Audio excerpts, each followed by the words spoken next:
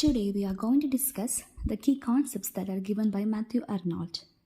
First, in his book on translating Homer, which is written during 1860, he talked about the grand style. Actually, Arnold admired the grand style in poetry, which he identified with classical simplicity, dignity, and moral seriousness.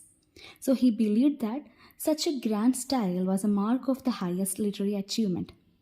So the concept of the grand style is given by Matthew Arnold in his book on translating Homer. So the grand style is one of the key concepts of Matthew Arnold. The next one, in his book Culture and Anarchy, which is written during 1869, he talked about Hellenism, Hebraism, and sweetness and light. So what is Hellenism and Hebraism? Hellenism is actually derived from the Greek word Hellen, so it is more associated with the Greek culture. It actually means great intelligence, and it is associated with the power of questioning the authority and critical thinking. So it is more like an analytical skill, a radical thinking, or a logical reasoning, and these things were popular or peaked during the Renaissance. So we know that during the Renaissance period, the people questioned the hierarchy, the authority, and they started having this analytical thinking and they became more logical. So Hellenism is actually associated with great intelligence. But in other hand, Hebraism, which is actually derived from the biblical word Hebrew, which came from Jewish tradition. So it actually means the active following of Christian morality or obedience towards church and its beliefs. So it actually propagated the complete surrenderance towards power and hierarchy. So we can't see any kind of criticism there like Hellenism, but it is completely opposite from Hellenism. It propagated or highlighted the action we needed to follow the belief system. So here Arnold, he actually suggested that we need both Hellenism and Hebraism. Like he suggested the need of having balance between these two in order to have a good culture or in order to maintain a culture in the society. Next concept that is given by Arnold in the same book is sweetness and light. Actually, this sweetness and light he borrowed from Jonathan Swift, and he used these terms to describe the harmonious balance of beauty and intelligence in culture. So sweetness here associated with beauty and light here associated with intelligence. So he suggests that in culture we need the balance between both beauty and intelligence, just like we see the association of sensibilities. So he believed that true culture involves the pursuit of both aesthetic as well as intellectual excellence. So in his book Culture and Anarchy, he gave Hellenism, Hebraism, and sweetness and light.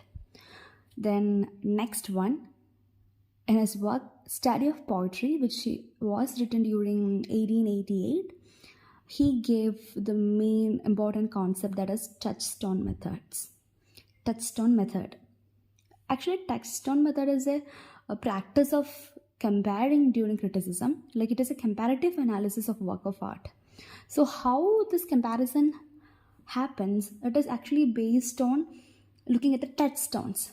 For example, if we ate biryani from certain restaurant and we feel that this biryani from this restaurant is so good, then whenever we are going anywhere and we are having biryani, we will have this tendency to compare this biryani with the biryani we had from that restaurant.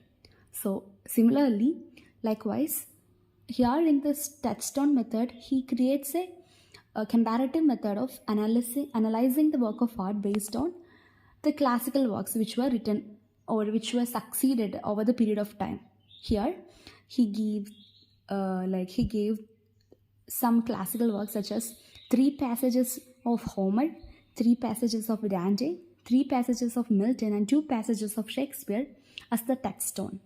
So it is in a way similar to Harold Bloom's concept of anxiety of influence, like how writers during this time analyzes their work based on the writers who wrote during the ancient time, or who succeeded, or who proved their talents in that particular field. So that is actually the idea that is related with touchstone method. Then also he gave historical estimate, personal estimate, and real estimate in the study of poetry. So historical estimate, in the sense, it is like how critics used to judge a work of art based on the historical context. And here personal estimate is like how critics used to criticize a work based on their personal biases or prejudices or their personal beliefs.